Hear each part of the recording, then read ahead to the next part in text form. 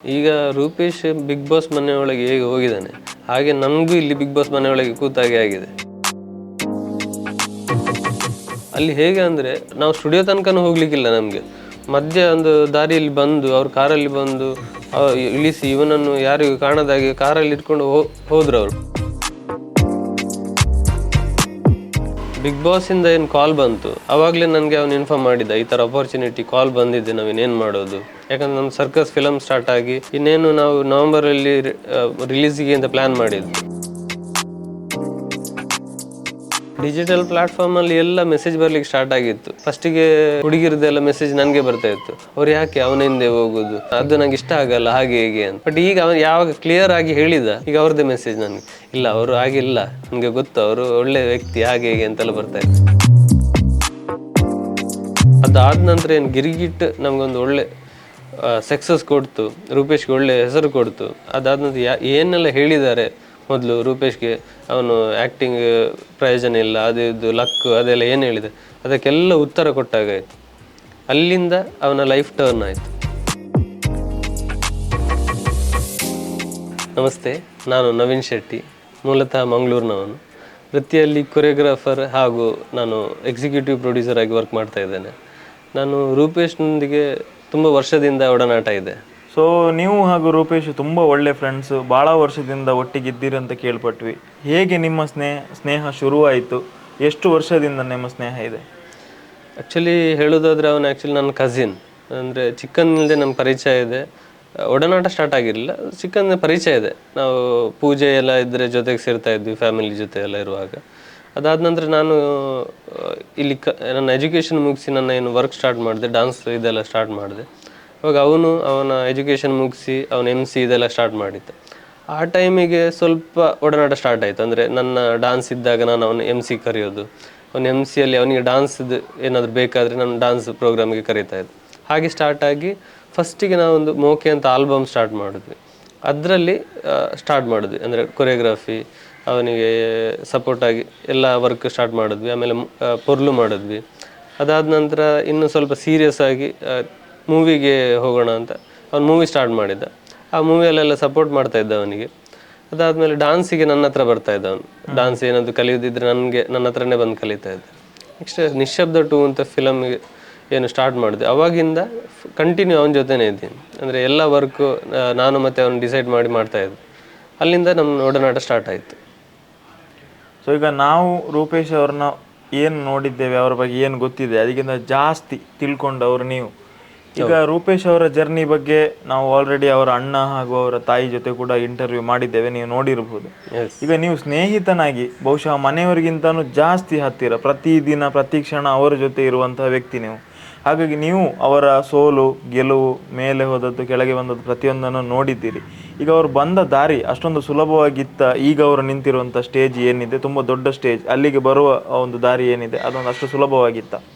ಇಲ್ಲ, ನೋಡುವವರಿಗೆ ಅದೊಂದು ಅಂದರೆ ಹೇಳ್ತಾರೆ ದೂರದ ಬೆಟ್ಟ ನುಣ್ಣಗೆ ಅಂತ. ಸೊ ನೋಡುವವರಿಗೆ ಅದು ತುಂಬ ಖುಷಿ ಆಗ್ತದೆ, ಅಂದರೆ ಈಸಿ ಅಲ್ಲಿ ಇರೋದೆಲ್ಲ ಅಂತ.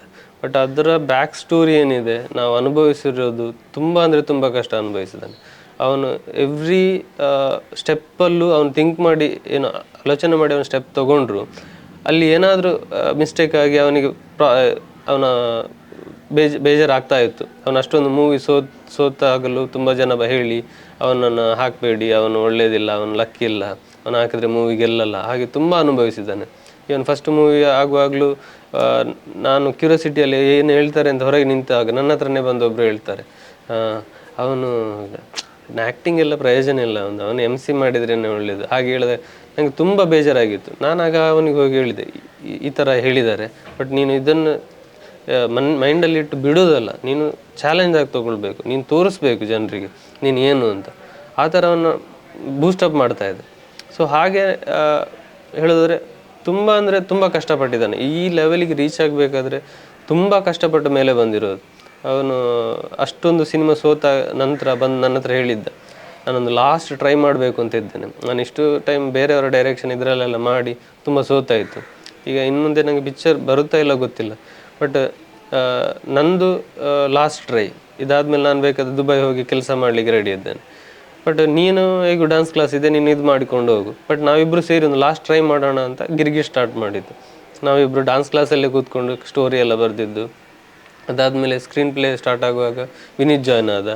ಹೀಗೆ ಸ್ಟಾರ್ಟ್ ಆಗಿ ಸ್ವಲ್ಪ ಸ್ಮೂತಾಗಿ ಹೋಗ್ತಾ ಇತ್ತು. ಹೋಗಿ ಹೋಗಿ ಲಾಸ್ಟಿಗೆ ನಾವು ಶೂಟಿಗೆ ಇಳಿಬೇಕಾದ್ರೆ ಪ್ರೊಡ್ಯೂಸರ್ ಒಬ್ರದ್ದು ಪ್ರಾಬ್ಲಮ್ ಆಯಿತು. ಅವರಿಗೆ ಆ ಟೈಮಿಗೆ ಸ್ವಲ್ಪ ಪ್ರಾಬ್ಲಮ್ ಆಗಿ ಮಾಡೋಕ್ಕಾಗಲ್ಲ ಅಂದಾಗ ತುಂಬ ಪ್ರಾಬ್ಲಮ್ ಆಯಿತು ನಮಗೆ. ಅಂದರೆ ಇನ್ನೊಂದು 15 ಡೇಸಲ್ಲಿ ಶೂಟ್ ಸ್ಟಾರ್ಟ್, ಏನು ಮಾಡೋದು ಗೊತ್ತಾಗ್ತಾ ಇಲ್ಲ. ಅವನ ಫ್ರೆಂಡ್ ಮಂಜುನಾಥ್ ಅಂತ ಇದ್ದಾರೆ, ಅವರು ಸ್ವಲ್ಪ ಹೆಲ್ಪ್ ಮಾಡ್ತೇನೆ ಹೇಳಿದರು. ಆಮೇಲೆ ಅವನು ರೂಪೇಶ್ ಸ್ವಲ್ಪ ಅವನ ಅಮೌಂಟ್ ಸ್ವಲ್ಪ ಅರೇಂಜ್ ಮಾಡಿದ. ಮತ್ತು ಇನ್ನೊಬ್ಬ ಫ್ರೆಂಡ್ ದೀಕ್ಷಿತ್ ಅಂತ ಇದ್ದಾರೆ, ಅವರು 3 ಜನ ಸೇರಿ ಮಾಡಿ ಇನ್ನೊಬ್ಬರು ಪ್ರೊಡ್ಯೂಸರ್ ಇದ್ರು, ಅವರು ಮಿಸ್ ಆಯಿತು. ಆ ಪ್ಲೇಸಿಗೆ ಇನ್ನೊಬ್ರು ತರಬೇಕಾದ್ರೆ ಈ ಶೂಟಿದ್ದು ನಾವು ಪ್ಲ್ಯಾನ್ ಮಾಡಬೇಕು. ಫಸ್ಟ್ ಟೈಮ್ ಡೈರೆಕ್ಷನ್ ಮಾಡೋದು, ರಾಕೇಶ್ ಕದ್ರಿ ಮತ್ತು ಇವನು ಸೇರಿ ಡೈರೆಕ್ಷನ್ ಅಂತ ಪ್ಲ್ಯಾನ್ ಮಾಡಿದ್ವಿ. ಫಸ್ಟ್ ಟೈಮ್ ಮಾಡೋದು, ಏನು ಮಾಡೋದು, ಡೈರೆಕ್ಷನ್ ಕಡೆ ನೋಡೋದ, ಮೂವಿ ಸ್ಟಾರ್ಟ್ ಇದೆ ಅದ್ರದ್ದು ನೋಡೋದು, ಅಥವಾ ಈ ಕಡೆ ಪ್ರೊಡ್ಯೂಸರ್ ಹುಡುಕೋದ ಗೊತ್ತಾಗಲಿಲ್ಲ. ಲಾಸ್ಟ್ಗೆ ಹೇಗಾದರೂ ಮಾಡಿ ಲಾಸ್ಟ್ 2 ಡೇಸ್ ಇರುವಾಗ ಅನಿಲ್ ಶೆಟ್ರು ಅಂತ ಶೂಲಿನ್ ಫಿಲಮ್ಸ್ ಅವರು ಬಂದರು, ನಮ್ಮ ಇದಕ್ಕೆ ಜಾಯ್ನ್ ಆದರು. ಅವರ ಹೆಲ್ಪಿಂದ ಸ್ಮೂತಾಗಿ ಹೋಯಿತು, ಅವರು ಎಲ್ಲರ ಸಪೋರ್ಟಿಂದ ಸ್ಮೂತಾಗಿ ಹೋಯಿತು. ಅದಾದ ನಂತರ ಏನು ಗಿರ್ಗಿಟ್ ನಮಗೊಂದು ಒಳ್ಳೆ ಸಕ್ಸಸ್ ಕೊಡ್ತು, ರೂಪೇಶ್ಗೆ ಒಳ್ಳೆ ಹೆಸರು ಕೊಡ್ತು. ಅದಾದ ನಂತರ ಏನೆಲ್ಲ ಹೇಳಿದ್ದಾರೆ ಮೊದಲು ರೂಪೇಶ್ಗೆ, ಅವನು ಆ್ಯಕ್ಟಿಂಗ್ ಪ್ರಯೋಜನ ಇಲ್ಲ, ಅದು ಇದು ಲಕ್ ಅದೆಲ್ಲ ಏನು ಹೇಳಿದೆ ಅದಕ್ಕೆಲ್ಲ ಉತ್ತರ ಕೊಟ್ಟಾಗಾಯಿತು. ಅಲ್ಲಿಂದ ಅವನ ಲೈಫ್ ಟರ್ನ್ ಆಯಿತು. ಸೊ ರೂಪೇಶನ್ನು ನೀವು ನೋಡಿದ ಹಾಗೆ ಅವರು ಎಂಥ ವ್ಯಕ್ತಿತ್ವ ಅಂತ? ಅವನು ಆ್ಯಕ್ಚುಲಿ ಸ್ಟ್ರಾಂಗ್ ಪರ್ಸನ್. ಅವನೇನು ಡಿಸೈಡ್ ಮಾಡೋದಾದ್ರು ಒಬ್ಬನೇ, ಆ್ಯಕ್ಚುಲಿ ನಾನು ಅವನ ಜೊತೆಗಿರುವಾಗ ಸೇರಿನೇ ಡಿಸೈಡ್ ಮಾಡೋದು. ಬಟ್ ಅವನು ಯಾರೂ ಇಲ್ಲ, ತಾನೊಬ್ಬನೇ ನಿಂತು ಎಲ್ಲ ನೋಡಬೇಕು ಅಂತಂದರೆ ಅವನು ಸಿಂಗಲ್ ಮ್ಯಾನ್ ಆಗಿ ನುಗ್ತಾನೆ. ಅವನು ಟೆನ್ಷನೇ ಇಲ್ಲ ಅದರಲ್ಲಿ. ಅವನಿಗೆ ಸ್ವಲ್ಪ ಬ್ಯಾಕಿಂದ ಸ್ವಲ್ಪ ಪುಷ್ ಸಿಕ್ಕಿದ್ರೆ ಸಾಕು ನುಗ್ಗಿಕೊಂಡು ಹೋಗೋದು, ಯಾವುದು ನೋಡಲ್ಲ. ಬಟ್ ಇನ್ನೊಂದು ಸೈಡಲ್ಲಿ ನೋಡಿದ್ರೆ ಅವನು ತುಂಬ ಸಾಫ್ಟ್ ಕಾರ್ನರ್. ಇವಾಗ ಯಾರಿಗಾದರೂ ಅವನಿಂದ ಹರ್ಟ್ ಆಗ್ತದೆ ಅಂತ ಆದಾಗ ಅವನು ಫಸ್ಟ್ ಹೋಗಿ ಸಾರಿ ಕೇಳ್ತಾನೆ. ಈಗ ಮೊನ್ನೊಂದು ಜಗಳ ಆಯಿತು, ಜಗಳ ಆಗುವಾಗ ಅವನು ತಪ್ಪು ಅಂತ ಗೊತ್ತಾಗಿ ಅವನು ಫಸ್ಟಿಗೆ ಸಾರಿ ಕೇಳಿದ. ಬಟ್ ಅಲ್ಲಿ ಅದು ಮಾತಿಗೆ ಮಾತು ಬೆಳೆದು ಬೆಳೆದು ದೊಡ್ಡದಾಯಿತು. ಸಾಫ್ಟು ತುಂಬ ಇದೆ ಅವನಲ್ಲಿ, ಬಟ್ ಅವನು ತೋರಿಸಲ್ಲ, ರಫ್ ಆಗಿ ಕಾಣ್ತಾನೆ. ಬಟ್ ಕ್ಲೆವರು ಇದ್ದಾನೆ, ತುಂಬ ಥಿಂಕ್ ಮಾಡಿ ಆಡ್ತಾನೆ. ಸೊ ಇವಾಗ ನಿಮ್ಮ ಸ್ನೇಹಿತ ಬಿಗ್ ಬಾಸ್ನಲ್ಲಿ ಹೋಗಿದ್ದಾರೆ, ಈಗ ಮೊದಲು ನಿಮಗೆ ಯಾವಾಗ ಗೊತ್ತಾಯಿತು ಅವರು ಹೋಗ್ತಾ ಇದ್ದಾರೆ ಅನ್ನೋ ವಿಚಾರ? ಬಿಗ್ ಬಾಸಿಂದ ಏನು ಕಾಲ್ ಬಂತು ಆವಾಗಲೇ ನನಗೆ ಅವನು ಇನ್ಫಾರ್ಮ್ ಮಾಡಿದ್ದ, ಈ ಥರ ಅಪರ್ಚುನಿಟಿ ಕಾಲ್ ಬಂದಿದೆ, ನಾವೇನೇನು ಮಾಡೋದು. ಯಾಕಂದ್ರೆ ನಮ್ಮ ಸರ್ಕಸ್ ಫಿಲಮ್ ಸ್ಟಾರ್ಟ್ ಆಗಿ ಈಗ ಎಡಿಟಿಂಗ್ ಇದೆಲ್ಲ ಮುಗಿಸಿ ಇನ್ನೇನು ನಾವು ನವಂಬರಲ್ಲಿ ರಿಲೀಸಿಗೆ ಅಂತ ಪ್ಲ್ಯಾನ್ ಮಾಡಿದ್ವಿ.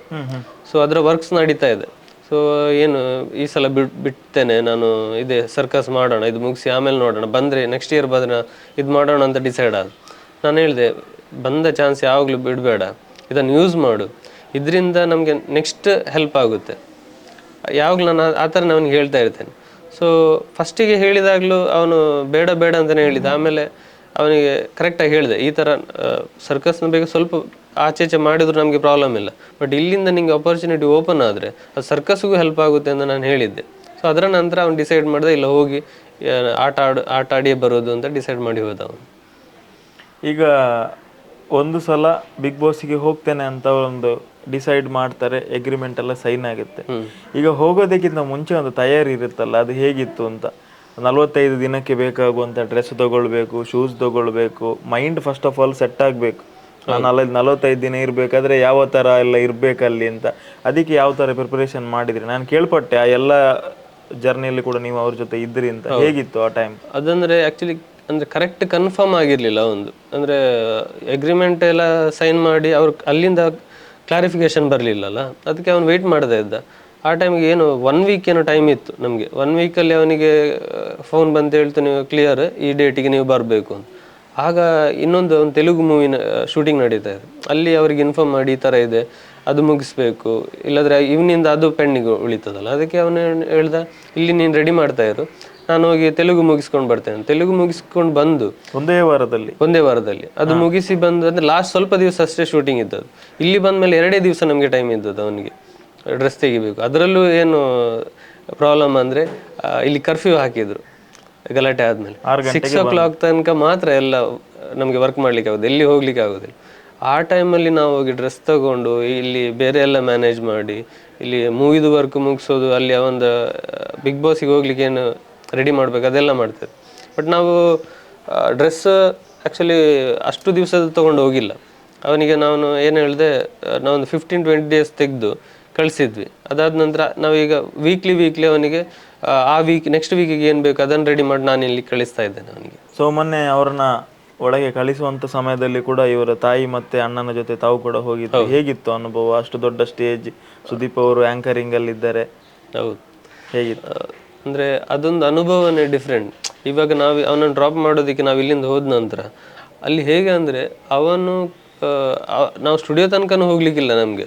ಮಧ್ಯ ಒಂದು ದಾರಿಯಲ್ಲಿ ಬಂದು ಅವ್ರ ಕಾರಲ್ಲಿ ಬಂದು ಇಳಿಸಿ ಇವನನ್ನು ಯಾರಿಗೂ ಕಾಣದಾಗೆ ಕಾರಲ್ಲಿ ಇಟ್ಕೊಂಡು ಹೋದ್ರು ಅವರು 2 days ಬಿಫೋರೆ. ಅಂದರೆ ಫೋನ್ ಮೊಬೈಲ್ ಅವನ ಕಾಂಟ್ಯಾಕ್ಟ್ ಇಲ್ಲ 2 days ಇಂದ ಅವನಿಗೆ ನಮ್ಮ ಜೊತೆ ಒಳಗೆ ಹೋಗೋ ತನಕ. ಅವನನ್ನು ನೋಡಿದ ಅದಾದಮೇಲೆ ನಾವು ಸೀದಾ ಸ್ಟೇಜಿಗೆ ಹೋಗಿ ಅಲ್ಲಿ ಸಹ ಅಷ್ಟೇ ನಾವು ಜಸ್ಟ್ ಅಲ್ಲಿ ಸ್ಟೇಜಲ್ಲಿ ಏನು ಮಾತಾಡಿ ಅವನು ಒಳಗೋದ ಅಷ್ಟೇ ಮಾತಾಡಿರೋದು. ಅದು ಅಲ್ಲಿ ಒಂಥರ ಅನುಭವನೇ ಬೇರೆ, ಅದೊಂಥರ ಖುಷಿ ಆಗುತ್ತೆ. ಅಂದರೆ ಸುದೀಪ್ ಜೊತೆ ಅವನು ಎಂಟ್ರಿ, ಅವನು ಆ್ಯಂಕರಿಂಗ್, ಅವನ ಸ್ಟೈಲನ್ನು ಸುದೀಪ್ ಹೊಗಳಿದ್ರು. ಆ ಸುದೀಪ್ ಜೊತೆ ನಿಂತು ನೋಡಿದ್ದೆ ಅಲ್ಲ, ಅದೇ ನನಗೊಂದು ಖುಷಿ ಅವನು ಅಲ್ಲಿ ಆ ಸ್ಟೇಜ್ಗೆ ರೀಚ್ ಆದ್ನಲ್ಲ ಅಂತ. ಸೊ ಈಗ ಹೋದ ಮೇಲೆ ಹೇಗೆ ಈಗ ನಿಮ್ಮ ಫ್ರೆಂಡ್ ಸರ್ಕಲಿಂದ ಅಥವಾ ಫ್ಯಾಮಿಲಿ ಮೆಂಬರ್ಸಿಂದ ಯಾವ ಥರ ರೆಸ್ಪಾನ್ಸ್ ಬರ್ತಾ ಇದೆ ನಿಮಗೆ? ಆ್ಯಕ್ಚುಲಿ ನಾನು ಅಂದರೆ ಇದು ಈಗ OTTಯಲ್ಲಿ ಇರೋದ್ರಿಂದ ನಾವು ಅಂದ್ಕೊಂಡಿದ್ದು ಅಷ್ಟೊಂದು ರೀಚ್ ಆಗಲ್ಲ. ಅಂದರೆ ಮನೆಯಲ್ಲಿ ಎಲ್ಲರೂ ನೋಡೋದ್ರಿಂದ TV ಯಲ್ಲಿ ನೋಡಿದ್ರೆ ಎಲ್ಲರೂ ರೀಚ್ ಆಗ್ತದೆ, ಇದು ಅಷ್ಟು ರೀಚ್ ಆಗಲ್ಲ, ಒಂದು ಯೂತಿಗೆ ಅಷ್ಟೇ ರೀಚ್ ಆಗ್ತದೆ ಅಂತ. ಬಟ್ ರೀಸೆಂಟ್ ನಾನು ಕೆಲವೊಂದು ನೋಡ್ತಾ ಇದ್ದೇನೆ, ನನ್ನ ಫ್ರೆಂಡ್ಸ್ ಅಮ್ಮ ಎಲ್ಲ ಅವರು OTT ಮೊಬೈಲಲ್ಲಿ ನೋಡ್ತಾ ಇದ್ದಾರೆ, ನೋಡಿ ಹೇಳ್ತಾ ಇದ್ದಾರೆ ರೂಪೇಶ್ಗೆ ಅವ್ನು ಗಲಾಟೆ ಮಾಡಿದ್ದಾನೆ, ಅವನು ಹಾಗೆ ಹೇಳಿದ್ದಾನೆ, ಅವನನ್ನು ಬಿಡ್ಬಾರ್ದು ಹಾಗೆ ಹೀಗೆ ಅವರು ಬೈತಾ ಇದ್ದಾರೆ. ನನಗೆ ಶಾಕ್ ಆಯಿತು, ಅಂದರೆ ಇವರು ನೋಡ್ತಾ ಇದ್ದಾರೆ. ಮತ್ತು ಮೊನ್ನೆ ಗಲಾಟೆ ಆಗುವಾಗ ನಾನು ನೈಟ್ ನೋಡಿದ್ದೆ ಗಲಾಟೆ, ನೋಡಿ ನೆಕ್ಸ್ಟ್ ಡೇ ಏನು ಮಾಡಬೇಕು ನೋಡೋಣ ಅಂತ ಸುಮ್ಮನೆ ಕೂತಿದ್ದೆ. ನೋಡಿ ಕಲರ್ಸ್ ಚಾನಲ್ ಇದು ಫೇಸ್ಬುಕ್ಕಲ್ಲಿ ನೋಡ್ತಾ ಇದ್ದೇನೆ, ನಮ್ಮವ್ರು ಅಲ್ಲದೆ ಬೇರೆ ತುಂಬ ಜನ ರೂಪೇಶ್ಗೆ ಸಪೋರ್ಟ್ ಆಗಿ ಮೆಸೇಜ್ ಮಾಡ್ತಾ ಇದ್ದಾರೆ. ಅದರಲ್ಲಿ ತುಂಬ ಖುಷಿ ಆಗ್ತದೆ, ಅಂದರೆ ಅವನಿಗೆ ಅಷ್ಟೊಂದು ಸಪೋರ್ಟ್ ಇಲ್ಲಿಂದ ಇದೆ ಅಲ್ಲ ಅಂತ ತುಂಬ ಖುಷಿ ಆಗ್ತದೆ ನಮಗೆ. ಈಗ ಅವರು ಒಳಗೆ ಹೋದಾದ ಮೇಲೆ ನಿಮ್ಮ ಈಗ ಏನು ಇಲ್ಲಿನ ಪ್ರಿಪರೇಷನ್ಸ್ ಯಾವ ಥರ ನಡೀತಾ ಇದೆ? 24 hours ಇದೇ ವರ್ಕಲ್ಲಿ ಬ್ಯುಸಿಯಾಗಿದ್ದೀರಾ? ಈಗ ನಿಮ್ಮ ವರ್ಕ್ ಮತ್ತು ಈ ರೂಪೇಶ್ ಅವರದ್ದು ಔಟ್ಸೈಡ್ ಇದು ವರ್ಕ್, ಅದನ್ನು ಹೇಗೆ ಮ್ಯಾನೇಜ್ ಮಾಡ್ತಾ ಇದ್ದೀರಿ ನೀವು? ಈಗ ರೂಪೇಶ್ ಬಿಗ್ ಬಾಸ್ ಮನೆಯೊಳಗೆ ಹೇಗೆ ಹೋಗಿದ್ದಾನೆ ಹಾಗೆ ನಮಗೂ ಇಲ್ಲಿ ಬಿಗ್ ಬಾಸ್ ಮನೆಯೊಳಗೆ ಕೂತಾಗೆ ಆಗಿದೆ. ನಮ್ಮದೊಂದು ಟೀಮ್ ಇದೆ, ಈಗ ಮೂವಿ ಟೀಮ್ ಇದೆಯಲ್ಲ, ಅದು ಬಿಗ್ ಬಾಸ್ ಮನೆಯೊಳಗೆ ನಾವು ಇಲ್ಲಿ ಇದ್ದೇವೆ. ಬೆಳಿಗ್ಗೆ 24 hours ನಮ್ಮದು TV ಚಾಲು ಇರ್ತದೆ, ಬಿಗ್ ಬಾಸ್ ಇದ್ರದ್ದೇ. ಅದರ ಬಗ್ಗೆ ಏನಾದರೂ ಬರ್ತಾ ಇದೆಯಾ ನೋಡ್ತಾ ಇರ್ತೇವೆ ಅವನ ಬಗ್ಗೆ. ಈಗ ವೋಟಿಂಗ್ ಎಲ್ಲ ಬರುವಾಗ ನಾವು ಇನ್ಫಾರ್ಮ್ ಮಾಡಬೇಕಾಗ್ತದೆ ಎಲ್ಲರಿಗೆ. ಸೊ ಆ ಟೈಮಿಗೆ ನಾವು ರೆಡಿ ಇರಬೇಕು. ಸೊ 24 hours TV ಅವನು ಒಂದು 3-4 ಜನ ನಾವು ಕೂತಿರ್ತೇವೆ. ನಾನು ಇಲ್ಲಿ ಬೆಳಿಗ್ಗೆ ಮನೆಯಿಂದ ನಾನು ವೈಫ್ ನನ್ನ ಮಗು ಹೋದರೆ ನೈಟ್ 10-11 o'clock ತನಕ ಅಲ್ಲೇ ಕೂತ್ಕೊಂಡು ವರ್ಕ್ ಮಾಡ್ತಾ ಇರ್ತೇವೆ. ನನ್ನ ಡಾನ್ಸ್ ಇದನ್ನೆಲ್ಲ ನಾನು ಇನ್ನೊಬ್ಬ ನಮ್ಮ ಅಸಿಸ್ಟೆಂಟ್ ಇದ್ದಾನೆ, ಅವನು ನೋಡ್ತಾ ಇದ್ದಾನೆ. ನಾವು ಆ ಕಡೆ ಎಲ್ಲೂ ಕಾನ್ಸಂಟ್ರೇಟ್ ಮಾಡ್ಲಿಕ್ಕೆ ಆಗ್ತಾಯಿಲ್ಲ, ಬರೀ ರೂಪೇಶಿಗೋಸ್ಕರ ಈ 6 week ನಾವು ಇಟ್ಟಿದ್ದೇವೆ. ಅದು ಏನೇ ಆಗಲಿ ಅವನಿಗೆ ಫುಲ್ ಸಪೋರ್ಟ್ ಮಾಡಿ ಅಲ್ಲೇ ಇರಬೇಕು ಅಂತ ಅವನಿಗೋಸ್ಕರ ಕೂತಿದ್ದೇವೆ ನಾವೀಗ. ಮೂವಿ ಒಂದು ಸೈಡಲ್ಲಿ ಮೂವಿ ವರ್ಕ್ ಆಗ್ತಾ ಇದೆ, ಅದನ್ನು ನಾನು ಮ್ಯಾನೇಜ್ ಮಾಡ್ತಾ ಇದ್ದೇನೆ. ಬಟ್ ಮೇನ್ ಆಗಿ ಈಗ ಬಿಗ್ ಬಾಸ್ ಇದ್ದೇ ಕಾನ್ಸಂಟ್ರೇಷನಲ್ಲಿದೆ. ಈಗ ರೂಪೇಶ್ ಅವರನ್ನ ಬಿಟ್ಟು ಮನೆ ಒಳಗಿರುವಂಥ ಯಾವ ಸ್ಪರ್ಧಿ ನಿಮಗೆ ಇಷ್ಟ ಆಗಿದ್ದಾರೆ ಪರ್ಸನಲಿ? ನನಗೆ ಅವರಿಬ್ಬರು ಲವರ್ಸ್ ಇದ್ದಾರಲ್ಲ, ನಂದು ಮತ್ತು ಅವರಿಬ್ಬರು ಸ್ವಲ್ಪ ಇಷ್ಟ ಆಗಿದ್ದಾರೆ ರೂಪೇಶನ್ನು ಬಿಟ್ಟರೆ. ಬೇರೆ ಎಲ್ಲ ಕಾಂಪಿಟೇಟರ್ಸ್ ನಮಗೆ ಅಷ್ಟು ಕೆಲವೊಬ್ಬರು ಫ್ರಂಟಲ್ಲಿ ಒಂದು ಮಾತಾಡ್ತಾರೆ, ಬ್ಯಾಕ್ ಸೈಡಲ್ಲಿ ಇನ್ನೊಂದು ಮಾತಾಡ್ತಾರೆ. ಸೊ ಅಷ್ಟು ಇಷ್ಟ ಆಗಲ್ಲ ಅವರೆಲ್ಲ. ನಂದು ಮತ್ತು ಅವರು ಇಬ್ಬರು ಮಾತ್ರ ಸ್ವಲ್ಪ ಓಕೆ. ಯಾರು ಸ್ವಲ್ಪ ಟಫ್ ಕಾಂಪಿಟೇಷನ್ ಕೊಡ್ಬೋದು ಅಂತ ನಿಮ್ಗೆ ಅನಿಸುತ್ತೆ ವ್ಯೂವರ್ ಆಗಿ? ರಾಕೇಶ್ ಸ್ವಲ್ಪ ಟಫ್ ಕೊಡ್ಬೋದು ಅನಿಸ್ತಾ ಇದೆ, ಸ್ವಲ್ಪ ಸ್ಟ್ರಾಂಗ್ ಕ್ಯಾಂಡಿಡೇಟ್. ಹೌದು. ಈಗ ನೀವು ಇಷ್ಟು ಹೊತ್ತು ಕಂಟಿನ್ಯೂಸ್ ಆಗಿ ನೋಡ್ತಾ ಇದ್ದೀರಿ ಅಂತ ಹೇಳಿದ್ರೆ, ಹೇಗೆ ಆಡ್ತಾ ಇದ್ದಾರೆ ನಿಮ್ಮ ಸ್ನೇಹಿತ? ಈಗ ಸಾಮಾನ್ಯವಾಗಿ ಹೊರಗಡೆ ಇರುವಾಗ ಇದ್ದಾಗೆ ಇದ್ದಾರಾ, ಅಥವಾ ಅಲ್ಲಿ ನಾಟಕೀಯತೆಯಿಂದ ಇದ್ದಾರಾ, ಅಥವಾ ಅವರು ರಿಯಲಿಸ್ಟಿಕ್ ಆಗಿದ್ದಾರೆ, ಹೇಗಿದ್ದಾರೆ? ರೂಪೇಶ್ ಆ್ಯಕ್ಚುಲಿ ನನಗೆ ಇಲ್ಲಿ ಹೊರಗಡೆ ಹೇಗೆ ಇದ್ದ ಹಾಗೆ ಒಳಗಡೆ ಇದ್ದಾನೆ, ನಾಟಕೀಯ ಅಂತ ನನಗೆ ಅನ್ನಿಸ್ತಾ ಇಲ್ಲ. ಯಾಕಂದರೆ ಅವನ ನೇಚರೇ ಹಾಗೆ, ಹೆಲ್ಪ್ ಮಾಡೋದು ಇರ್ಬೋದು, ಅಥವಾ ಏನಾದರೂ ಅವನಿಗೆ ಡಿಸ್ಟರ್ಬ್ ಆದರೆ ರಿಯಾಕ್ಟ್ ಮಾಡೋ ರೀತಿ ಇರ್ಬೋದು, ಅದೆಲ್ಲ ಸೇಮ್ ಅದೇ ಇಲ್ಲಿ ಹೇಗಿದ್ದಾನೆ ಹಾಗೆ ಇದ್ದಾನೆ. ಬಟ್ ಅವನು ಸ್ವಲ್ಪ ಥಿಂಕ್ ಮಾಡ್ತಾನೆ ಜಾಸ್ತಿ, ಇಲ್ಲಿ ಹೊರಗಿಗಿಂತ ಅಲ್ಲಿ ಥಿಂಕ್ ಮಾಡ್ತಾ ಇರ್ತಾನೆ. ಅಂದರೆ ಅವನಿಂದ ಯಾರಿಗೂ ಹರ್ಟ್ ಆಗಬಾರ್ದು, ಅವನಿಂದ ಯಾರಿಗೂ ತಪ್ಪಾದಾಗ ಅವನು ಬಂದು ಸಾರಿ ಕೇಳ್ತಾನೆ. ಅದು ಮೊನ್ನೆ ನೀವು ನೋಡಿದ್ರಿ, ನಿಮಗೆಲ್ಲರಿಗೂ ಅರ್ಥ ಆಗಿದೆ. ಅವನಿಂದ ಒಂದು ಮಿಸ್ಟೇಕ್ ಆದರೂ ಅವನಾಗೆ ಬಂದು ಸಾರಿ ಕೇಳ್ತಾನೆ. ಈಗ ಫಸ್ಟ್ ವೀಕ್ ನೋಡಿದಾಗ ಫುಲ್ ಎಂಟರ್ಟೈನ್ಮೆಂಟ್ ಆಗಿ ಫುಲ್ ಎಲ್ಲರನ್ನು ಮನೋರಂಜಿಸಿದ್ದಾನೆ. ಈಗ ಸುದೀಪ್ ಬಂದಾಗಲೂ ಅಷ್ಟೇ, ಅವನ ಹಾಡು ಹೇಳೋದು ಅದನ್ನೆಲ್ಲ ಕೇಳಿ ಅವ್ರು ಹೊಗಳಿದ್ದಾರೆ, ಅದು ಖುಷಿ ಆಯಿತು ನನಗೆ. ಸೆಕೆಂಡ್ ವೀಕ್ ಸ್ಟಾರ್ಟ್ ಆದಾಗ ಅದು ಜಗಳ ಸ್ಟಾರ್ಟ್ ಆಯ್ತಲ್ಲ, ಅಲ್ಲಿಂದ ಅಂದರೆ ಟೆನ್ಷನ್ ಸ್ಟಾರ್ಟ್ ಆಯಿತು. ಪಾಪ ಅವನಿಗೆ ಆವಾಗ ಕರೆಕ್ಟಾಗಿ ಗೊತ್ತಾಗಿದ್ದು ನಮಗೆ, ಅವನ ಫ್ರಂಟಲ್ಲಿ ಯಾರು ಏನು ಮಾತಾಡ್ತಾರೆ, ಬ್ಯಾಕಲ್ಲಿ ಏನು ಮಾತಾಡ್ತಾರೆ ಅಂತ ಅವಾಗಿಂದ ಕ್ಲಿಯರ್ ಆಗ್ತಾ ಬಂತು. ಅದಾದ ನಂತರ ನೆಕ್ಸ್ಟ್ ಇನ್ನೊಂದು ಒಬ್ಬರು ಜೊತೆ ಜಗಳ ಆಯಿತು. ಜಗಳ ಅಂದರೆ ಮಾತುಕತೆ ಆಯಿತು. ಅವಾಗಿಂದ ಗ್ರೂಪಿಸಮ್, ಅವ್ರ ಹಿಂದೆಯಿಂದ ಏನೆಲ್ಲ ಮಾತಾಡ್ತಾರೆ ನಮಗೆ ಗೊತ್ತಾಗ್ತದೆ, ಪಾಪ ಅವನಿಗೆ ಗೊತ್ತಾಗ್ತಾ ಇಲ್ಲ. ಬಟ್ ಅದನ್ನು ನೋಡಿ ಇಲ್ಲಿನ ಜನರು ಏನು ಸಪೋರ್ಟ್ ಮಾಡ್ತಾ ಇದ್ದಾರೆ, ನನಗೆ ಡೈಲಿ ಮೆಸೇಜ್ ಬರ್ತಾ ಇದೆ. ನನ್ನನ್ನೊಂದು ಫಸ್ಟಿಗೆ ರೂಪೇಶ್ ಶೆಟ್ಟಿ ಮಾತ್ರ ಒಂದು ನನ್ನ ಹತ್ರ ನಂಬರ್ ಇದ್ದದ್ದು. ಈಗ ರೂಪೇಶ್ ಶೆಟ್ಟಿ ಸಪೋರ್ಟರ್ಸ್ ಅಂತ ವಾಟ್ಸಪ್ಪಲ್ಲಿ ಒಂದು 20-25 ಗ್ರೂಪ್ ಮಾಡಿ ನನ್ನನ್ನು ಆ್ಯಡ್ ಮಾಡಿದ್ದಾರೆ. ಅದು ನೋಡೋದು ತುಂಬ ಖುಷಿ ಆಗ್ತಾಯಿದೆ, ಇಲ್ಲಿ ಅಷ್ಟು ಸಪೋರ್ಟ್ ಮಾಡ್ತಾ ಇದ್ದಾರೆ ಅಂತ. ಅದು ಬಿಟ್ಟು ಬೇರೆ ಸಪೋರ್ಟರ್ಸ್ ಇದೆ, ಇನ್ಸ್ಟಾಗ್ರಾಮಲ್ಲಿದ್ದಾರೆ, ಫೇಸ್ಬುಕ್ಕಲ್ಲಿ ತುಂಬ ಜನ ಇದ್ದಾರೆ. ಸೊ ಇಷ್ಟೊಂದು ಸಪೋರ್ಟ್ ಸಿಗೋ ತುಂಬ ಖುಷಿ ಆಗ್ತಾಯಿದೆ. ಅವನ ಗೇಮ್ ಸೆಕೆಂಡ್ ವೀಕಲ್ಲಿ ಸ್ವಲ್ಪ ಅವನಿಗೆ ವೀಕ್ ಆಯಿತು. ಅಂದರೆ ಅವನನ್ನು ಹೊರಗಡೆ ಇಟ್ಟಿದ್ರಿಂದ ಸ್ವಲ್ಪ ಅವನು ಡಿಸ್ಟರ್ಬ್ ಆಗಿದ್ದಾನೆ. ಸೊ ಅವನ ಗೇಮ್ ರಿಯಲ್ ಆಗಿ ಇನ್ನೂ ಸ್ಟಾರ್ಟ್ ಮಾಡ್ತಾನೆ ಅವನು. ಯಾಕಂದರೆ ಅವನಿಗೆ ಈಗ ಅರ್ಥ ಆಗ್ತಾ ಇದೆ ಏನು ಬ್ಯಾಕ್ ಸೈಡಲ್ಲಿ ಏನೆಲ್ಲ ಮಾತಾಡ್ತಾ ಇದ್ದಾರೆ ಅಂತ. ಇನ್ಮೇಲೆ ಅವನ ಗೇಮೇ ಚೇಂಜ್ ಆಗ್ತದೆ ಅಂತ ನನಗೆ ಕಾನ್ಫಿಡೆನ್ಸ್ ಇದೆ. ಈಗ ನಾವು ಮನೆಯವರ ಸಂದರ್ಶನ ಮಾಡಿದಾಗ ಅವರು ಒಂದು ಮಾತು ಹೇಳಿದರು, ಅವನು ಒಂದು ಸ್ಟೇಜಿಗೆ ಹೋದರೆ ಮಾತ್ರ ಒಂದು ಬೇರೆ ಸ್ವರೂಪ ಇರ್ತದೆ, ಮನೆಗೆ ಬಂದಾಗ ಒಂದು ಸಾಮಾನ್ಯ ವ್ಯಕ್ತಿಯಾಗಿ ಮಾತಾಡೋದೇ ಇಲ್ಲ. ಹೇಗೆ ಫ್ರೆಂಡ್ ಸರ್ಕಲಲ್ಲಿ ಹೇಗಿರ್ತಾರೆ ರೂಪೇಶ್? ಅವನ ಎಲ್ಲ ಸ್ವಭಾವ ನಾನು ನೋಡಿದ್ದೇನೆ. ಅಂದರೆ ನಮ್ಮ ಜೊತೆ ಫ್ರೆಂಡ್ಸ್ ಆಗಿರುವಾಗ ಒಂದು ಬೇರೆ ಟೈಪ್ ಇರ್ತಾನೆ. ನಾನು ಮನೆಗೂ ಹೋಗ್ತೇನೆ, ಮನೆಯಲ್ಲಿ ಹೇಗಿರ್ತಾನೆ ಅದು ಸೈಲೆಂಟ್ ಆಗಿ ಹೇಗಿರ್ತಾನೆ ಆಗಿರ್ತಾನೆ. ಇವನು ಸ್ಟೇಜಿಗೆ ಹೋದ್ಮೇಲೆ ಫುಲ್ ಒಂದು ರಾಕ್ ಸ್ಟಾರ್ ಆಗಿರ್ತಾನೆ, ಫುಲ್ ಎಲ್ಲರನ್ನು ಮನೋರಂಜಿಸ್ತಾನೆ, ಅದು ನೋಡಿದ್ದೇನೆ. ಶೂಟಿಂಗ್ ಟೈಮಲ್ಲೂ ಅವನ ಅಗ್ರೆಸಿವ್ನೆಸ್, ಕೋಪ ಬರ್ತದೆ, ಅದೆಲ್ಲ ನೋಡಿ ಎಲ್ಲ ಇದನ್ನು ನೋಡಿದ್ದೇನೆ ಬಿಹೇವಿಯರ್. ಬಟ್ ಅದೆಲ್ಲ ಈಗ ಸ್ವಲ್ಪವಾಗಿ ಬಿಗ್ ಬಾಸಲ್ಲಿ ಕಾಣಲಿಕ್ಕೆ ಸ್ಟಾರ್ಟ್ ಆಗಿದೆ. ಅವನ ಕಾಮಿಡಿ, ಅವನ ಎಂಟರ್ಟೈನ್ಮೆಂಟ್ ಅದೆಲ್ಲ ಈ ಸೆಕೆಂಡ್ ವೀಕ್ ಮೊನ್ನೆ ಒಂದು ದಿನ ಅವನು ಹುಲಿ ಡ್ಯಾನ್ಸ್ ಮಾಡಿದ್ದು, ಫುಲ್ ಎಲ್ಲರನ್ನು MC ಮಾಡಿಕೊಂಡ್ರೆ ಸಾಂಗ್ ಹೇಳಿಕೊಂಡು ಎಲ್ಲ ಎಂಟರ್ಟೈನ್ ಮಾಡೋದು, ಅದನ್ನೆಲ್ಲ ಈಗ ತೋರಿಸ್ತಾ ಇದ್ದಾನೆ. ಮತ್ತು ಕೋಪ ಮೊನ್ನೆ ನೋಡಿದ್ರಿ. ಅದಾದಮೇಲೆ ಸಾಫ್ಟ್ ಕಾರ್ನರ್, ಫಸ್ಟ್ ಡೇಯಿಂದನೂ ಸಾಫ್ಟ್ ಕಾರ್ನರ್ ತೋರಿಸ್ತಾ ಇದ್ದಾನೆ ಎಲ್ಲರಿಗೂ. ಅವನು ಒಂದೊಂದು ಮುಖ ತೋರಿಸ್ತಾ ಇದ್ದಾನೆ, ಅಲ್ಲೂ ಇಲ್ಲಿ ಹೇಗಿದ್ದಾನೆ ಅದನ್ನೇ ತೋರಿಸ್ತಾ ಇದ್ದಾನೆ ಅಲ್ಲಿ. ಈಗ ರೂಪೇಶ್ ಯಾವ ಒಂದು ಸ್ಟ್ರಾಟಜಿಯಲ್ಲಿ ಆಟ ಆಡಿಕೊಂಡು ಹೋದರೆ ಫಿನಾಲೆ ತನಕ ಬರ್ಬೋದು ಅಂತ ನಿಮಗೆ ಅನ್ನಿಸ್ತಾ ಇದೆ? ಯಾಕಂದರೆ ನೀವು ವೀಕ್ಷಕರಾಗಿ ತುಂಬ ನೋಡ್ತಾ ಇದ್ದೀರಿ ಅಂತ ಹೇಳಿದ್ರಿ. ಹೌದು, ನಾವು 24 hours ನೋಡ್ತಾ ಇದ್ದೇವೆ. ನಮ್ಮದೊಂದು ಟೀಮೇ ಇದೆ ಅದಕ್ಕೋಸ್ಕರ ಅಂತಾನೆ, ನೋಡೋದಕ್ಕೆ ಅಂತ. ಸ್ಟ್ರಾಟಜಿ ಅಂತಲ್ಲ, ಆ್ಯಕ್ಚುಲಿ ಅಲ್ಲಿ ಏನು ಅಂದರೆ ಅವನಾಗಿರಬೇಕು. ಅವನು ಅಂದರೆ ಈಗ ಸಿಂಗಲ್ ಆಗಿ ಹೋಗಿರೋದ್ರಿಂದ ಸಿಂಗಲ್ ಆಗಿ ಗೇಮ್ ಮೇಲೆ ಕಾನ್ಸಂಟ್ರೇಟ್ ಇರಬೇಕು. ಮತ್ತು ಯಾರು ಏನು ಹೇಳಿದ್ರು ಅದನ್ನು ಟೆನ್ಷನ್ ಮಾಡಬಾರ್ದು, ಅವನು ಗೇಮ್ ಮೇಲೇ ಫೋಕಸ್ ಇರಬೇಕು. ಹಾಗೆ ಹೋದರೆ ಅವನು ಗ್ಯಾರಂಟಿ ವಿನ್ ಆಗಿ ಬರ್ತಾನೆ. ಈಗ ಹೇಗಿದ್ದಾನೆ ಕರೆಕ್ಟ್ ಇದೆ, ಬಟ್ ಗೇಮ್ ಮೇಲೆ ಕರೆಕ್ಟಾಗಿ ಫೋಕಸ್ ಇರಬೇಕು ಅಷ್ಟೇ. ಸೊ ಮೊನ್ನೆ ಕೂಡ ಈಗ ಸಾನ್ಯಾ ಮತ್ತು ಅವ್ರದ್ದು ಒಂದು ಲವ್ ಮ್ಯಾಟರ್ ಆ ಥರ ಎಲ್ಲ ಹೊರಗಡೆ ಎಲ್ಲ ಸುದ್ದಿಯಾಗಿತ್ತು. ಹೇಗಿತ್ತು ಆ ಟೈಮಲ್ಲಿ? ಈಗ ನೀವು ಇಲ್ಲಿ ಅವರ ಡಿಜಿಟಲ್ ಪ್ಲಾಟ್ಫಾರ್ಮ್ಸ್ಗಳನ್ನೆಲ್ಲ ಹ್ಯಾಂಡಲ್ ಮಾಡ್ತಾ ಇರುವಾಗ ಹೇಗಿತ್ತು ಆ ಸಿಚುವೇಶನ್? ಡಿಜಿಟಲ್ ಪ್ಲಾಟ್ಫಾರ್ಮಲ್ಲಿ ಎಲ್ಲ ಮೆಸೇಜ್ ಬರ್ಲಿಕ್ಕೆ ಸ್ಟಾರ್ಟ್ ಆಗಿತ್ತು, ಲವ್ ಅಂತ. ಬಟ್ ನನಗೆ ಕ್ಲಿಯರ್ ಆಗಿ ಗೊತ್ತಿದೆ ಅವನು ಆ ಥರ ವ್ಯಕ್ತಿ ಅಲ್ಲ. ಅವನು ಫ್ರೆಂಡ್ಶಿಪ್ಪಲ್ಲಿ ಇರ್ತಾನೆ, ಬಟ್ ಲವ್ ಇದಕ್ಕೆಲ್ಲ ಹೋಗಲ್ಲ. ಅವನು ಅದನ್ನು ನೆಕ್ಸ್ಟ್ ಇದರಲ್ಲಿ ಅವನ್ನೇ ಕ್ಲಿಯರ್ ಮಾಡಿದ. ಅದರಲ್ಲಿ ಲವ್ ಅಲ್ಲ, ಒಂದು ಫ್ರೆಂಡ್ ಆಗಿ ಇರೋದು ತಪ್ಪ. ಒಂದು ಹುಡುಗಿ ಇದ್ದ ತಕ್ಷಣ ನಾವು ಅದನ್ನು ಲವ್ ಅಂತ ಕನ್ಸಿಡರ್ ಮಾಡೋದು ರಾಂಗ್ ಆಗುತ್ತೆ. ಸೊ ನನಗೆ ಗೊತ್ತಿದೆ, ಅದು ಜನರಿಗೂ ಗೊತ್ತಾಗುವಾಗ ಅವನು ಹೇಳಿದಲ್ಲ ಲಾಸ್ಟಿಗೆ, ಅದು ಜನರು ಒಪ್ಕೊಂಡಿದ್ದಾರೆ. ಈಗ ಕ್ಲಿಯರ್ ಆಗಿ ನನಗೆ ಅವನ ಸೋಷಿಯಲ್ ಮೀಡಿಯಾದಲ್ಲೆಲ್ಲ ಮೆಸೇಜ್ ಬರ್ತಾ ಇದೆ. ಫಸ್ಟಿಗೆ ಹುಡುಗಿರದೆಲ್ಲ ಮೆಸೇಜ್ ನನಗೆ ಬರ್ತಾ ಇತ್ತು, ಅವ್ರು ಯಾಕೆ ಅವನ ಹಿಂದೆ ಹೋಗೋದು, ಅದು ನಂಗೆ ಇಷ್ಟ ಆಗಲ್ಲ ಹಾಗೆ ಹೇಗೆ ಅಂತ. ಬಟ್ ಈಗ ಅವನು ಯಾವಾಗ ಕ್ಲಿಯರ್ ಆಗಿ ಹೇಳಿದ, ನನ್ನ ಫ್ರೆಂಡ್ ಹುಡುಗಿರ ಜೊತೆ ಫ್ರೆಂಡ್ಶಿಪ್ ಮಾಡೋದು ತಪ್ಪ ಅಂತ ಕೇಳಿದ, ಹಾಗೆ ಅದೆಲ್ಲ ಮಾತಾಡಿದ ಮೇಲೆ ಈಗ ಅವ್ರದ್ದೇ ಮೆಸೇಜ್ ನನಗೆ, ಇಲ್ಲ ಅವರು ಹಾಗಿಲ್ಲ, ನನಗೆ ಗೊತ್ತು ಅವರು ಒಳ್ಳೆ ವ್ಯಕ್ತಿ ಹಾಗೆ ಹೇಗೆ ಅಂತೆಲ್ಲ ಬರ್ತಾ ಇದೆ. ಈಗ ನೀವು ಮೊನ್ನೆ ಒಂದು ಎಪಿಸೋಡ್ ನೋಡಿರ್ಬೋದು, ಒಂದು ಅಂದರೆ ಏನು ಲಾಸ್ಟಿಗೆ ಒಂದು ಅನ್ನ ಒಂಚೂರು ಜಾಸ್ತಿ ಆಗಿದ್ದಕ್ಕೆ ಒಂದು ಜಗಳ ಸ್ಟಾರ್ಟ್ ಆಯಿತು, ತುಂಬ ದೊಡ್ಡ ಗಲಾಟೆ ಮಾಡಿದರು. ಆಗ ರೂಪೇಶ್ ಒಂದು ವಿಚಾರನ ಇಲ್ಲಿ ತನಕ ಪಬ್ಲಿಕ್ ಆಗಿ ಹೇಳದ ಒಂದು ವಿಚಾರನ ಅಲ್ಲಿ ಪ್ರಸ್ತಾಪ ಮಾಡಿದರೆ ಏನಂತ ಹೇಳಿದರೆ, ನನಗೂ ಅನ್ನದ ಬೆಲೆ ಗೊತ್ತಿದೆ ಮಾರೆ, ನಾನು ಕಷ್ಟದಲ್ಲಿದ್ದವರಿಗೆ ಒಂದು 5,000 ಜನ ಕಿಟ್ಟು ಕೊಟ್ಟಿದ್ದೇನೆ ಅಂತ. ಬಹುಶಃ ನೀವು ಆ ಕಿಟ್ಟು ಕೊಟ್ಟ ಸಮಯದಲ್ಲಿ ಇದ್ರಿ ಅಂತ ನಾನು ಅನ್ನಿಸ್ತೇನೆ. ಒಂದು ವಿಡಿಯೋ ಬಂದಿದ್ದಾಗ ಅದರಲ್ಲಿ ನೀವು ಕಾಣ್ತಾ ಇದ್ರಿ. ಅದು ಏನು ಪ್ರೊಸೆಸ್ ಒಂದು ನೀವು ಪಬ್ಲಿಕ್ಕಿಗೆ ಹೇಳೋದಾದ್ರೆ ಅದರ ವಿಚಾರದಲ್ಲಿ? ಅದೇ ಆ್ಯಕ್ಚುಲಿ ನಾವು ಹೇಳಬಾರ್ದು, ನಾವೊಂದು ಅದನ್ನು ಮಾತಿದ್ದೆಲ್ಲ, ಬಲಕೈಯಲ್ಲಿ ಸಹಾಯ ಮಾಡಿದ ಎಡಕೈಗೆ ಸಹ ಗೊತ್ತಾಗಬಾರ್ದು ಅಂತ.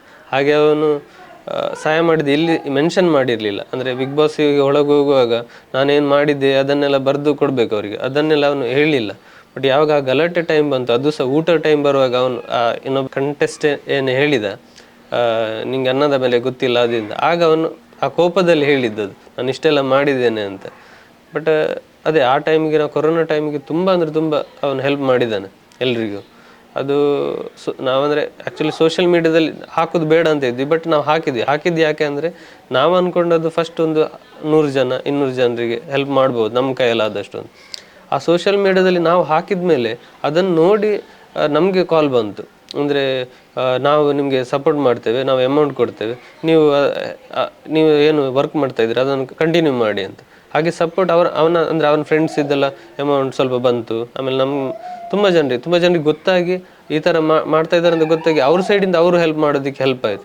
ಸೊ ನಾವು ಅದು ಪಬ್ಲಿಸಿಟಿಗೆ ಅಂತ ಮಾಡಿದ್ದಲ್ಲ, ಬಟ್ ಆ ಒಂದು ಕಂಟೆಂಟ್ ನಾವು ಹಾಕಿದ್ರಿಂದ ನಮಗೆ ಇನ್ನೂ ಅಷ್ಟು ಜನರಿಗೆ ಹೆಲ್ಪ್ ಮಾಡಲಿಕ್ಕೆ ಈಸಿ ಆಯಿತು. ಸೊ ಅದರಿಂದ ಕೊರೋನಾ ಟೈಮಲ್ಲಿ ಅಷ್ಟೊಂದು ಜನರಿಗೆ ಹೆಲ್ಪ್ ಆಗಲಿಕ್ಕೆ ಅದು ನಮಗೆ ಈಸಿ ಆಯಿತು. ಸೊ ಹೇಗೆ ಈಗ ನಿಮ್ಮ ಊರಲ್ಲಿ ನಿಮ್ಮ ಸರ್ಕಲಲ್ಲಿ ಹೇಗೆ ಸಪೋರ್ಟ್ ಸಿಗ್ತಾ ಇದೆ ರೂಪೇಶ್ ಒಳಗಡೆ ಹೋದ ಮೇಲೆ? ಖುಷಿ ಏನಂದರೆ ನಾವು ಅಂದ್ಕೊಂಡದಕ್ಕಿಂತ ತುಂಬ ಜಾಸ್ತಿ ಸಪೋರ್ಟ್ ಸಿಗ್ತಾ ಇದೆ. ನಾವೊಂದು 10% ಅಂದ್ಕೊಂಡಿದ್ವಿ OTT ನೋಡಿ ಸಪೋರ್ಟ್ ಮಾಡ್ತೇವೆ, ನಾವು ನಮ್ಮ ಸೈಡಿಂದ ಎಲ್ರಿಗೂ ಹೇಳ್ತಾ ಬರಬೇಕು ಅಂತ.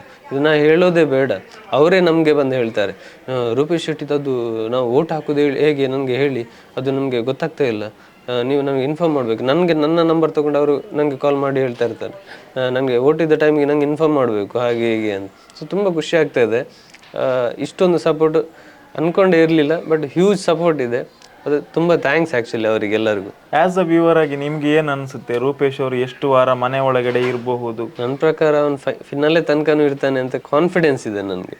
ಅವನ ಗೇಮ್, ಅವನ ನೇಚರ್ ನೋಡಿ ನನಗೆ ಆ ಕಾನ್ಫಿಡೆನ್ಸ್ ಇದೆ, ಅವನು ಫಿನಾಲೆ ತನಕನೂ ಇರ್ತಾನೆ ಅವನು. ಈಗ ಇಷ್ಟು ದಿನ ಆಯ್ತು ನೋಡಿ ಬಿಗ್ ಬಾಸ್ನಲ್ಲಿ, ಈಗ ನೀವು ಸುಮಾರು ಜನರನ್ನ ಮೀಟ್ ಆಗ್ತಾ ಇದ್ದೀರಿ, ಪ್ರತಿದಿನ ಮೆಸೇಜ್ ಬರುತ್ತೆ. ಪಬ್ಲಿಕ್ಕಿಗೆ ನಿಜವಾಗಿ ರೂಪೇಶಿನ ಯಾವ ಗುಣ ತುಂಬ ಇಷ್ಟ ಆಗಿದೆ, ಅಂದರೆ OTTಯಲ್ಲಿ ಇಷ್ಟು ಸಂಖ್ಯೆಯಲ್ಲಿ ಪಬ್ಲಿಕ್ ನೋಡಲಿಕ್ಕೆ, ಅವರನ್ನು ಮೆಚ್ಚಿಕೊಳ್ಳಲಿಕ್ಕೆ ಯಾವ ಒಂದು ಗುಣ ತುಂಬ ಇಷ್ಟ ಆಗಿದೆ ಅಂತ ಅನಿಸುತ್ತೆ? ಫಸ್ಟ್ ಅವನದು ಅದೇ ಸಾಫ್ಟ್ ಕಾರ್ನರ್, ಸಾಫ್ಟ್ ನೇಚರ್. ಅವನಿಗೆ ಫಸ್ಟ್ ವೀಕಲ್ಲಿ ಏನು ತೋರಿಸಿದ್ದ, ಒಂದು ಗೇಮ್ ಆಗುವಾಗ ಅದನ್ನು ಬಿಟ್ಕೊಟ್ಟು ಅವ್ರು ಮಾಡಲಿ ಪಾಪ, ಅದೆಲ್ಲ ಏನು ಮಾಡಿದ್ದ ಅದು ಇಷ್ಟ ಆಗಿತ್ತು. ಫಸ್ಟ್ ಎಂಟ್ರಿಯೇ ಒಂದು ತುಂಬ ಜನರಿಗೆ ಇಷ್ಟ ಆಗಿತ್ತು, ಯಾಕಂದರೆ ಅವನು ಅದು ಇಲ್ಲಿದ್ದು ಅವನು MC ಮಾಡುವಾಗ ಏನು ಮಾಡ್ತಾನೆ, ಅಣ್ಣನಾಕ್ಲೆ ಅಕ್ಕನಾಕ್ಲೆ ಅದೇನು ಹೇಳ್ತಾನೆ, ಅದು ತುಂಬ ಜನರಿಗೆ ಇಷ್ಟ ಆಗಿ ಅವತ್ತಿನ ದಿವಸ ಫುಲ್ ಶೇರ್ ಮಾಡಿದ್ರು ಎಲ್ಲ ಪೋಸ್ಟ್ಗಳನ್ನು. ಅದು ಇಷ್ಟ ಆಗಿದೆ. ಸಾಫ್ಟ್ ಕಾರ್ನರ್ ಇಷ್ಟ ಆಗಿದೆ. ಅದಾದಮೇಲೆ ಮೊನ್ನೆ ಗಲಾಟೆ ಆದಾಗ ಅವನ ತಪ್ಪು ಗೊತ್ತಾದ ತಕ್ಷಣ ಅವನು ಸಾರಿ ಕೇಳಿದ್ದಾನೆ. ಅದಾದಮೇಲೆ ಅವರು ಆ ಥರ ರಿಯಾಕ್ಷನ್ ಎಲ್ಲ ಮಾಡಿದ್ಮೇಲೆ ಅದು ಜನರೇ ಬಂದು ಹೇಳ್ತಾರೆ, ಅವನು ತಪ್ಪಾದರೂ ಅವನು ಸಾರಿ ಕೇಳಿ ಅವರು ಹಾಗೆಲ್ಲ ಹೇಳಿದ್ದಾನಲ್ಲ, ಅವನನ್ನು ಬಿಡಬಾರ್ದು, ಅವನು ತುಂಬ ಜೋರಿದ್ದಾನೆ. ಹಾಗೆ ಜನರು ಅವನ ಫುಲ್ ಸಪೋರ್ಟ್ ಮಾಡ್ತಾರೆ, ರೂಪೇಶನ್ನು ಸಪೋರ್ಟ್ ಮಾಡ್ತಾ ಇದ್ದಾರೆ. ಸೊ ಇದೆಲ್ಲ ಅವನನ್ನು ನೆಕ್ಸ್ಟ್ ಲೆವೆಲಿಗೆ ಕೊಂಡೋಗುತ್ತೆ, ಅವನು ಫಿನಾಲೆ ತನಕ ಕೊಂಡೋಗ್ಬೋದು ಅವನ ಗುಣ ಎಲ್ಲ ನೋಡಿ. ನೀವು ಡೇ 1 ಇಂದ ಬಿಗ್ ಬಾಸ್ ಫಾಲೋ ಮಾಡ್ತಾ ಇದ್ದೀರಿ. ಈಗ ರೂಪೇಶ್ ಅವರು ಫಿನಾಲೆಗೆ ಬರ್ಬೋದು ಅಂತ ಹೇಳಿದ್ರೆ, ರೂಪೇಶ್ ಅವ್ರನ್ನ ಬಿಟ್ಟು ಇನ್ನು 3 ಮಂದಿ ಯಾರು ಬರಬಹುದು ನಿಮ್ಮ ಅನಿಸಿಕೆ ಪ್ರಕಾರ? ನನ್ನ ಅನಿಸಿಕೆ ಪ್ರಕಾರ ರಾಕೇಶ್ ಬರ್ಬೋದು. ಅದಾದಮೇಲೆ ನಂದು ಮತ್ತು ಅವನ ಬಾಯ್ ಫ್ರೆಂಡ್ ಏನಿದೆ ಅವರಲ್ಲಿ ಯಾರಾದರೂ ಒಬ್ಬ ಬರ್ಬೋದು. ಈಗಂದರೆ ಅವರನ್ನು ಒಂದೇ ಕಂಟೆಂಟ್ ಮಾಡಿ ಬೇರೆ ಬೇರೆ ಮಾಡಿದ್ದಾರೆ, ಅವರಲ್ಲಿ ಯಾರಾದರೂ ಒಬ್ಬ ಬರ್ಬೋದು. ಮತ್ತು ಮೋಸ್ಟ್ಲಿ ಸಾನಿಯಾ ಬರ್ಬೋದು ಅನಿಸುತ್ತೆ. ಸೊ ಇಷ್ಟು ಹೊತ್ತು ರೂಪೇಶ್ ಅವರ ಬಗ್ಗೆ ನಮಗೆ ನೀವು ಸುಮಾರು ಇನ್ಫಾರ್ಮೇಷನನ್ನು ಕೊಟ್ಟಿದ್ರಿ. ಫೈನಲ್ ಆಗಿ ಕನ್ನಡಿಗರಿಗೆ, ತುಳುವರಿಗೆ ಇಷ್ಟು ದೊಡ್ಡ ಸಂಖ್ಯೆಯಲ್ಲಿ ಸಪೋರ್ಟ್ ಮಾಡ್ತಾ ಇರುವ ರೂಪೇಶ್ ಅವರ ಅಭಿಮಾನಿಗಳಿಗೆ ಕೊನೆಯದಾಗಿ ಏನು ಹೇಳೋದಕ್ಕೆ ಇಷ್ಟಪಡ್ತೀರಾ ಒಬ್ಬ ಆಪ್ತ ಮಿತ್ರನಾಗಿ?